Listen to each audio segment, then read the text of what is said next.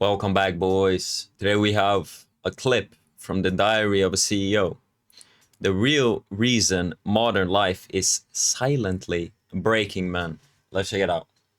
On this subject of masculinity, one of the sort of defining traits of masculinity in society is that men don't speak, they don't open up, and they're less likely to.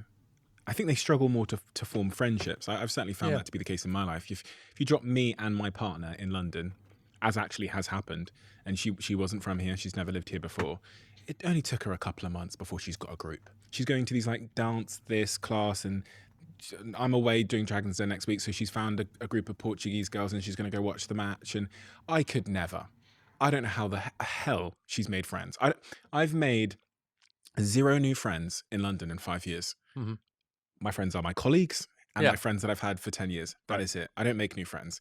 And this is something that I have echoed to me a lot when I meet men out and about, when I do talks and stuff and they come up to me after. I've had men whisper to me, how do I make friends where I'm lonely? And when they do it, they come really, really close so that the person behind them in the queue can't hear them say it. I've had exactly the same experience. And they whisper it about how do I make friends or I'm feeling lonely or something like that. And I've heard in your work, the work that was in your book, I think on page 45, you say that there is a male friendship recession. What did you mean when you said that? We're seeing a decline in friendships generally, but it's much more acute for men. So in the US, 15% of men under the age of 30 say they don't have a single close friend. That's up from 3% in 1990. And so that's almost 1 in 7 men. You're seeing declining number of men saying how much time they spend with friends, shrinking social networks, everything you just described, which is like the process of making and sustaining friends is just something that men are really struggling with right now, much more so than women. And I think there's a couple of things going on here. One is we're revealing the extent to which a lot of that work was actually outsourced to women before. I just want to say, to build friendship with another man, you need to go through some kind of like difficult thing, I should say, like a hike that builds bonds, martial or like combat sports that builds bonds. You can make better friends doing physical activity than you would Call of Duty or Minecraft or whatever the fuck, playing video games online. You make better friends through overcoming something difficult. There's a reason why military dudes still see each other fucking decades later, because they went through something difficult together, right? And they overcame that together. And that builds bonds. So more people, more men especially, need to start doing something physical with other men and build bonds through that. Because there's a lot of like talking and bullshit now that really doesn't fucking matter.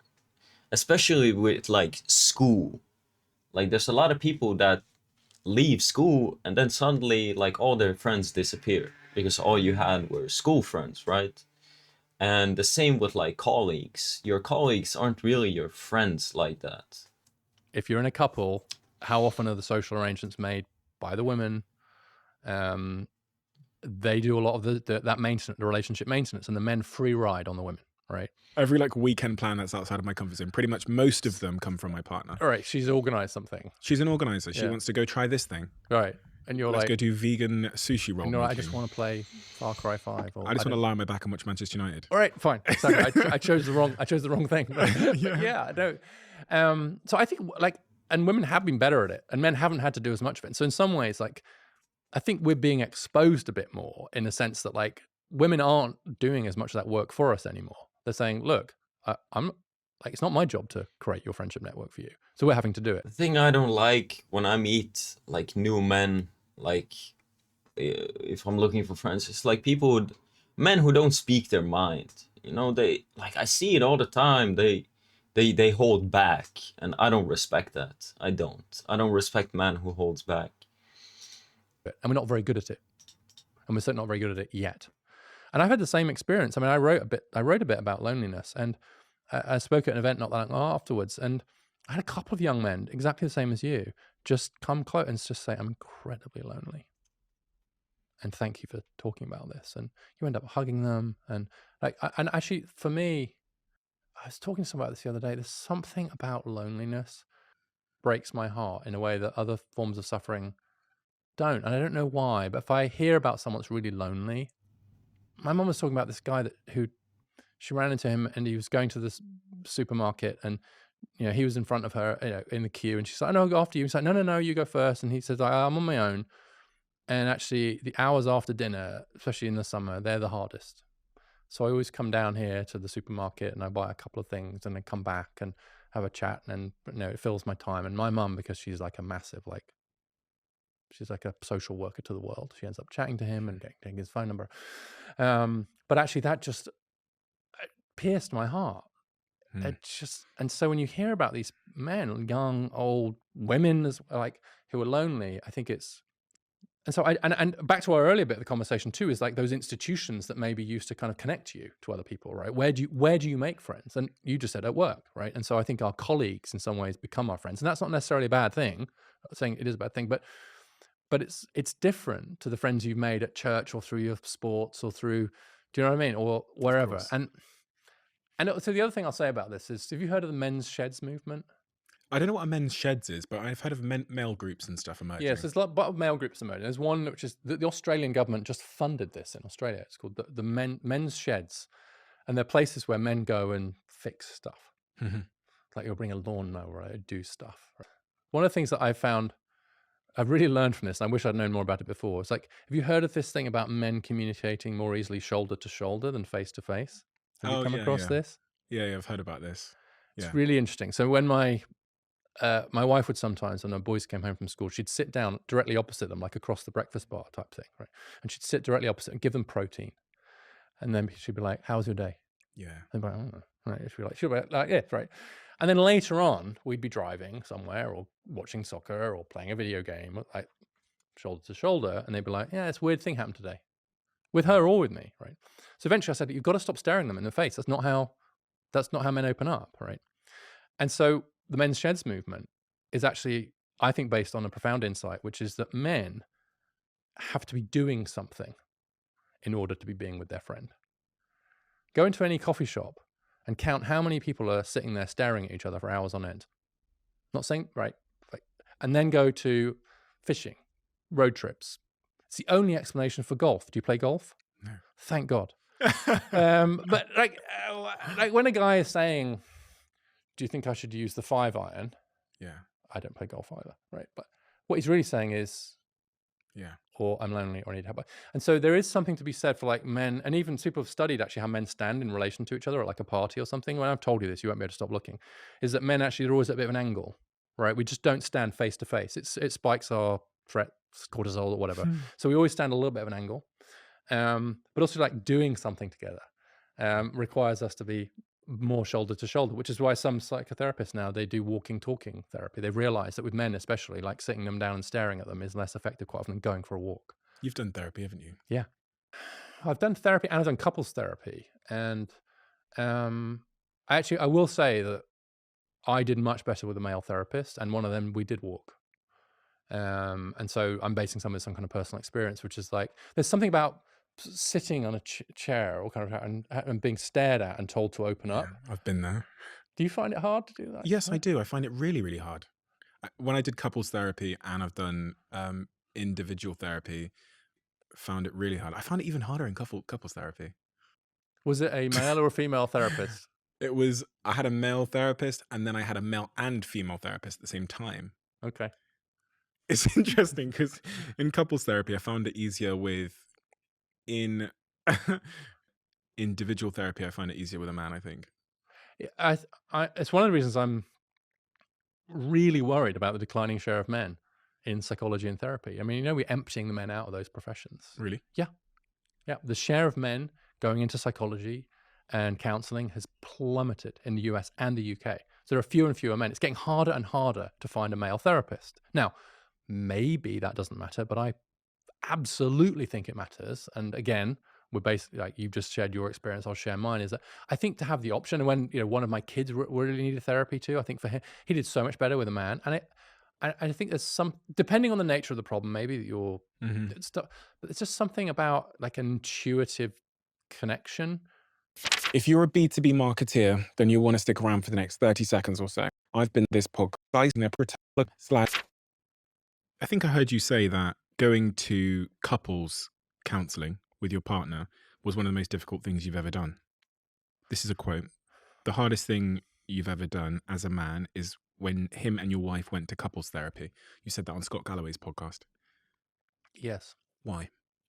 My wife and I working through actually a lot of these issues that we've been talking about today, like what our relative roles were and responsibilities.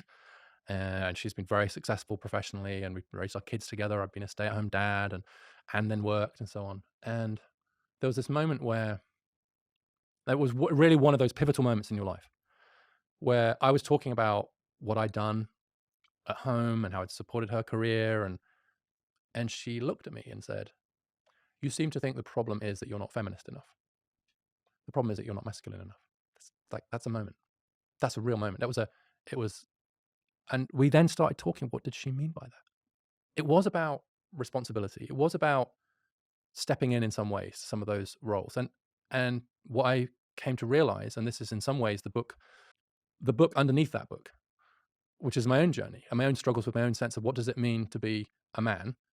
What does masculinity mean in a relationship and a society of profound between men and women? I realized that in some ways I'd been sort of almost at war with my own masculinity for quite a long time because it didn't fit my feminist mindset, right? Like, to the extent that there were things that I kind of wanted or felt that didn't fit with the kind of model of gender equality and feminism, that was a problem to be solved rather than a way of being to be expressed and learned about. It took that moment of my incredibly feminist, unbelievably professionally successful wife to say, I think the problem is you're not masculine enough. And it was just like the energy that I had. And like, I felt as if like asking for more in our relationship. Yeah, I mean, you're looked at as a bitch. Like, that's the reality. If you stay at home with the children and you're a woman, wears the pants and makes all the money, of course the woman is gonna look at you like you're a failure, like you're a bitch. Like that's just, I wish this shit was common sense. Relationship for myself was to be a bad feminist, was to not support her. I was supposed to be a good ally. You know, the world is made for men and all our needs and desires and so on. So my job was to be an ally to her, and anything that got in the way of that or that was difficult or complicated. And it was, well, I don't know what would have happened to our relationship without it, but I can tell you that from that moment onwards, our relationship grew and flourished and continues to flower in a way that it just would not otherwise have done, because it's almost like by being so direct, movement inside me where I almost gave myself permission to give some expression to the sides of myself that are more masculine. I mean, that's not the conversation people hear publicly. You're not putting this out, are you? I thought it was just us. But I mean, people don't. There's so much truth to that, and I think there's so many women that are listening right now that are nodding their head and can relate in various ways because of the way that society is to some degree now.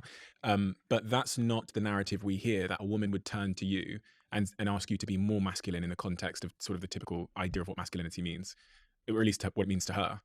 Yeah, almost the opposite. It would be the toxic. Back to your point about it, is masculinity the problem, which I thought it was, and it took her to point out that no, it's how it's expressed that's the question. And for me, it was like I thought that being assertive in the relationship was somehow, because it was associated with kind of, you know, patriarchy, masculinity, and like men dominating, and it's really interesting. Like I'll bring it down to like a more benign level. I think a lot of young women, actually, one of the things they feel about a lot of young men is that, Bro, just look at how much like modern men are being fucking psyoped.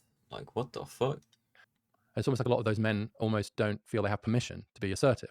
And what women, like, it's fun for you and I to talk about what women want, isn't it? But I think there's something like, what a lot of the women I talk to say is like, I just want someone who's Never never be in such a position that you can't walk away. And make sure you don't have to be an asshole about it, but just make sure like you keep working, you keep getting better as a man. And if the woman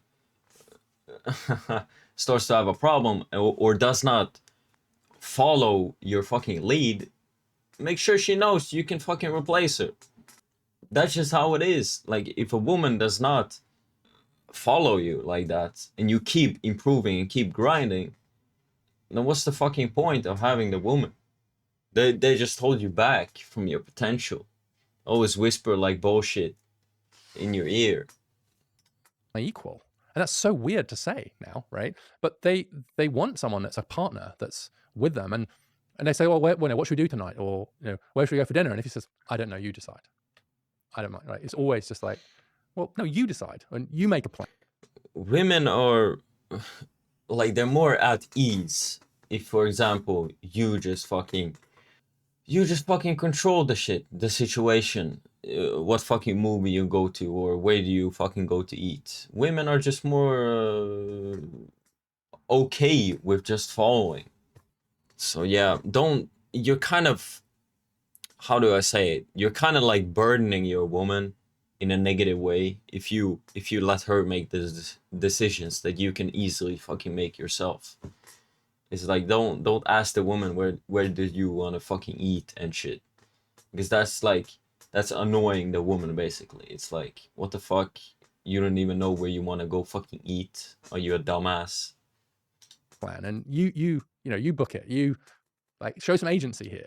And I might not always agree with you or even like it. We can get into that, right? But just going passive is not what makes you a good partner or a good feminist. And I think I'm older than you. Maybe my generation of men have really struggled more with that, just because I think there was this kind of strong sense that we.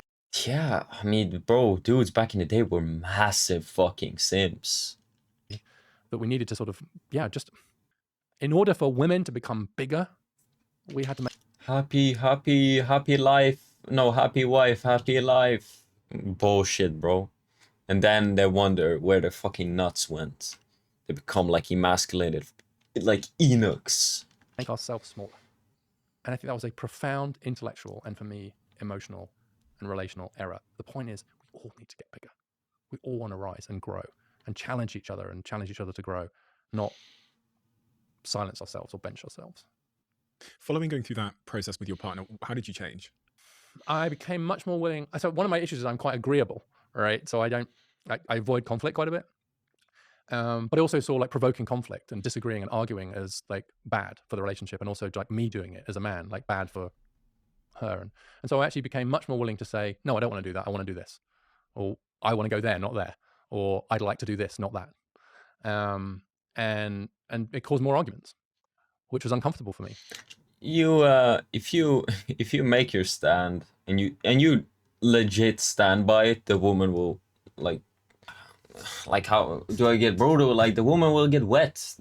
Like, the woman will start to respect you more if you just fucking stand on your fucking ground. And the woman will realize that you're a dude that has principle, that you won't be swayed by the woman with like sweet whispers. And the woman respects that, and you get sex, you get respect. But the thing is, if you're a dude and you make a decision and woman pushes back a little bit and you backtrack or you submit to the woman, you're fucked. You're legitimately fucked. You can count your days before the woman cheats on you or starts to completely disrespect you, fucking straight to your face in front of your children. Your children are gonna start walking all over you. Good luck. Like, but it was great, and it was what she wanted. There were two aspects to it, if I'm honest. Dudes are giving away their frame for free, like for nothing. And you ask why the fuck the woman doesn't respect you, why she treated me like this. It's because you're doing it to yourself, you fucking idiot. It's like one who's like, stand up a little bit more for myself, and a little bit like in the relationship, and a bit more like, no, I disagree about that. We're going to do this, and just give her more of a equal in that sense of challenge. But the other thing that was really an issue was just actually just the kind of responsibility around kind of economics and so on too. And I don't think this was just about gender, but it took me a while, I think, to really get a proper sense of like just being a provider, a co-provider, right? Making money in a way that would help our family and give us more choices wasn't bad. And so there was that kind of sense too. It's like, because up until that point, she'd actually done more of the breadwinning. Mm-hmm. And so there was a kind of sense of her saying, look, I'm about as feminist as you get, but you know what? Wouldn't mind it if we couldn't do a bit of this. You can do a bit more of that as well. I read some study the other day, and I'll triple check this and put it on the screen. But I think the study, if I'm going to get this correct, said that about 70% of women want to be with a guy that's earning more than them. Something like that. It was like 70, 80% or something like that. That's about right. I mean, you can check it, but It depends which server. You can choose a server. Right, But yeah, like, yeah. but you know, it's so interesting I've been thinking about that quite a bit recently, that Not 70%, 100%. reliably in surveys, women will say, like, I want a guy that has earning potential, earns more, can. Just look at reality, bro. Just, they can say 70%, but it's really 100%. Because, like, I don't know, that hammer has spoken, bro. The hypergamy hammer has spoken. Like, that boom, that is reality. The women want to date on their level or up. And that means also financially and every fucking other way. Like, earn more. But what you have to be really careful, I think, how the question's asked and what the interpretation of it is. Actually, what it's very often about is women wanting, and a lot of young women have suggested this to me, not just young women, but even women of my generation, that what they really want is a partner.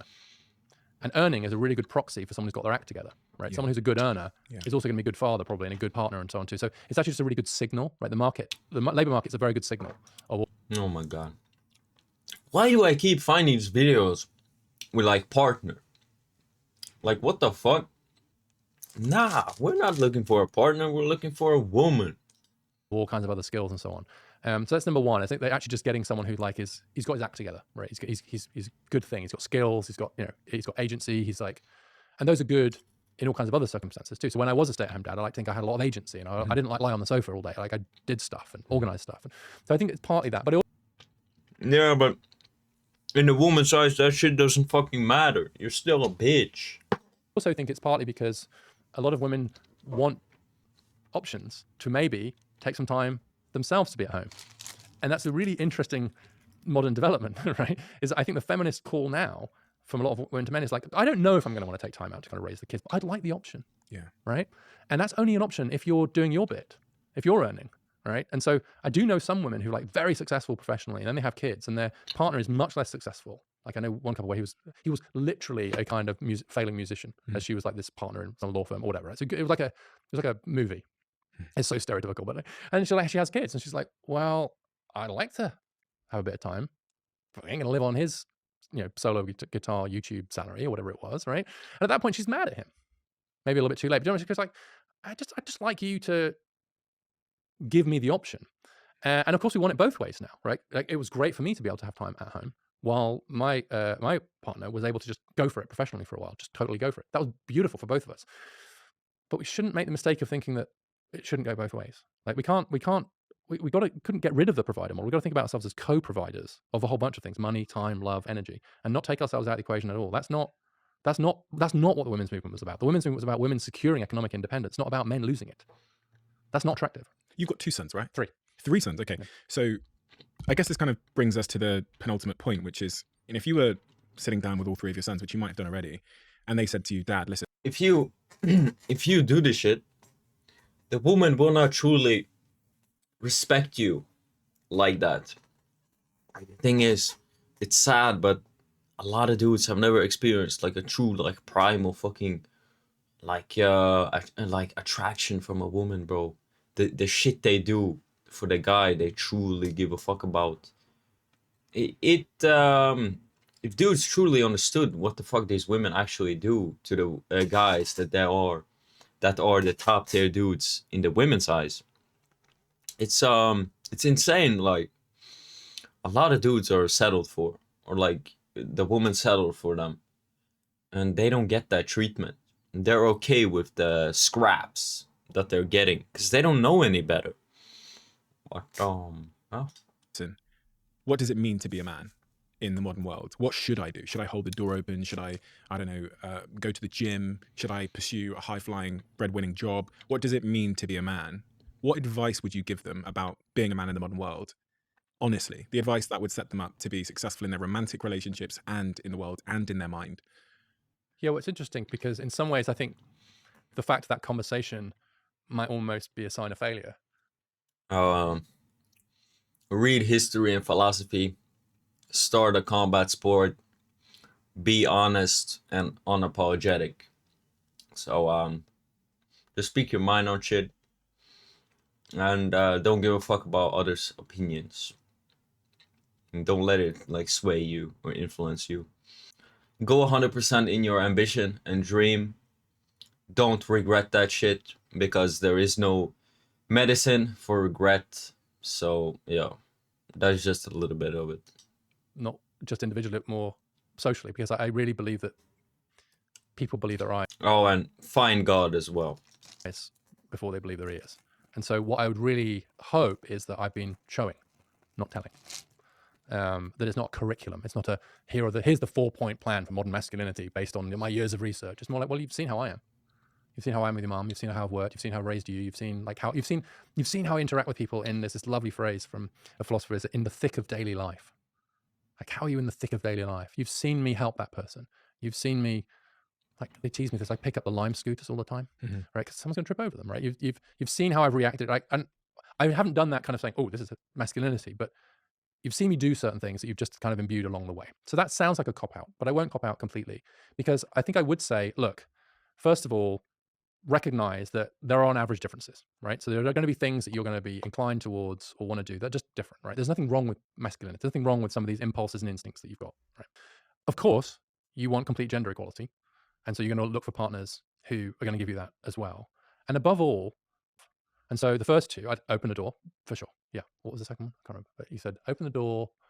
It's about career, and it's about And going to the gym. Go to the gym, sure. I mean, actually, all the evidence about being physically healthy is important. But then kind of get a high-earning job. I wouldn't say that. I would say find work that, yes, will pay. Don't be naive about that. But it's much more important you're passionate about your work. You'll be much more attractive to someone if you're passionate. We're only here once, for God's sake. And so the idea that you're going to, that someone's attracted to someone who like just kind of into their work just because it makes a bunch of back to our, that's not sexy. It doesn't matter what the paycheck is, right? What's sexy is passion and agency and, verve, mojo, whatever. I don't know, like this dude, I think I said he was married. This dude is older, so this guy doesn't really fucking. I from what we've seen from 23 minutes is I don't really get the idea that this dude knows what the fuck he's talking about when it comes to dating. He's talking about all the shit, but the thing is that dating games completely changed from when he was in it. For him, in my words, the men, no, the women have become men, and the men have become women. There's so many like weak, effeminate dudes that just let their woman walk all over them, fucking crush their nuts and shit, and the woman does not complete. Like, I have like the amount of difference in Western women compared to like traditional women in other countries, it is night and day. It's insane how not feminine these women are. And I still stand firm in my fucking belief that I think women, because of this secular postmodern, whatever the fuck you want to call it, the result of this society is women are actually suffering more. They're the ones who have changed the most. And they're fucked completely. Because we men have options to fucking put our head down and fucking work, make money, and go overseas. Even though that window is also closing, because the spreading of social media, and especially like TikTok brain rot type of ideas, is spreading even overseas.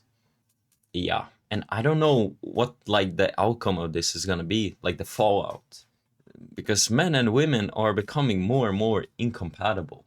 And one of the largest contributing factors to this is the economic. You have to look at the economics. Like, it is not for the best of a relationship between a man and a woman that the man has to work and the woman has to work.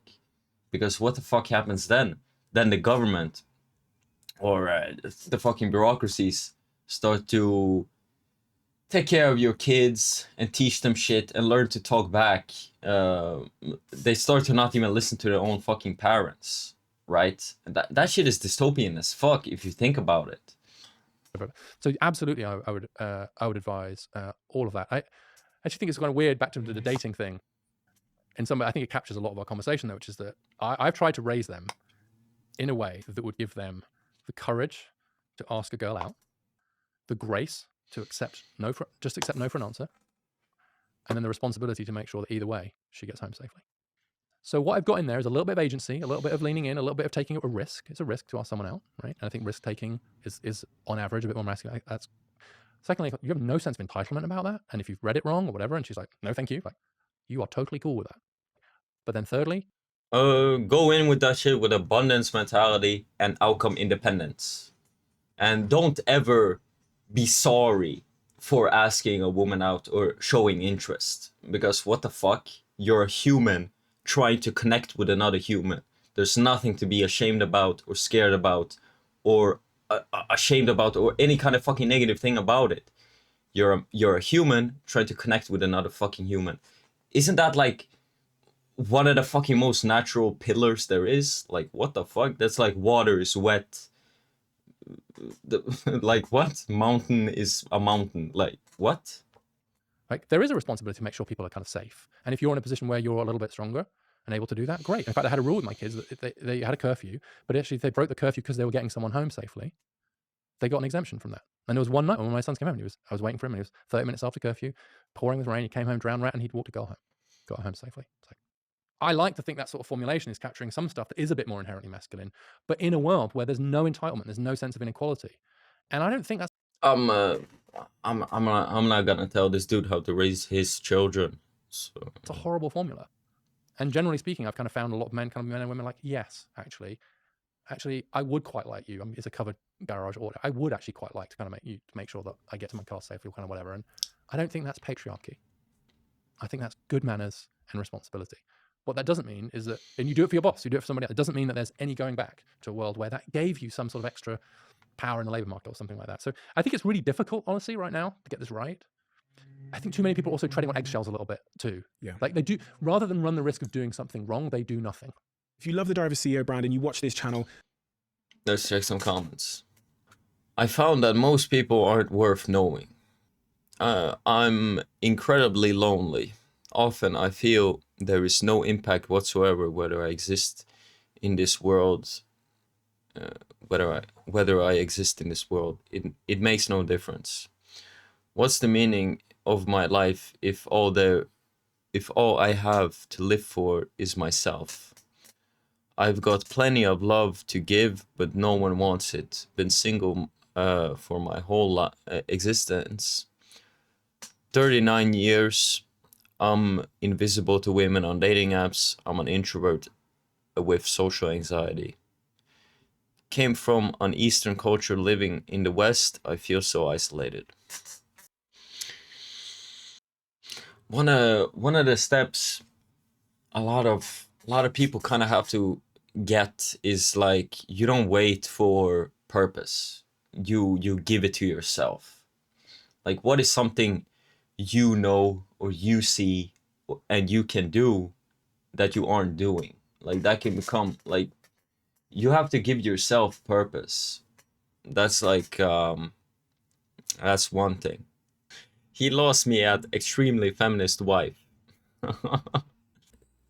There is no community to support each other, because everyone is expected to compete against everyone else and be comfortable discarding them at any time, which to many people feels ill. This guy had the blame placed on him by his wife as not being masculine enough due to the years of self-conditioning, self-hatred, and likely conditioning his uber feminist wife. She didn't take the accountability to realize she hadn't created a space for him to be masculine. They are doing an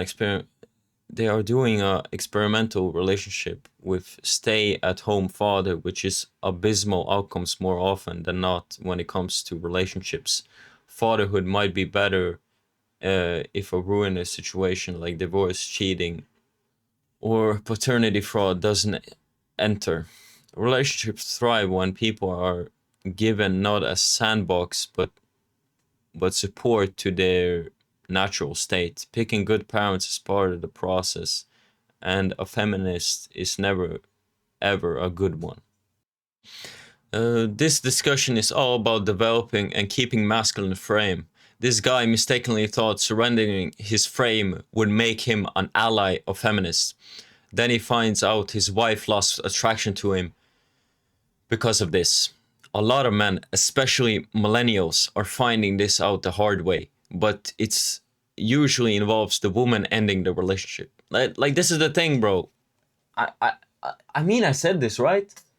Like, dudes completely destroy their frame and then act fucking shocked that their woman lost respect or cheats or fucking bangs their fucking boss or whatever the fuck. Like, this is the thing, like, a lot of dudes are doing it to themselves, bro. They get too comfortable. And they think like, oh, the woman won't leave. I can just get fat. I can just play video games all day. No. You have to be a kind of winner in the fucking woman's eyes. So that she keeps fucking, you know, jumping your fucking bones. That she keeps being attracted to you sexually and everything.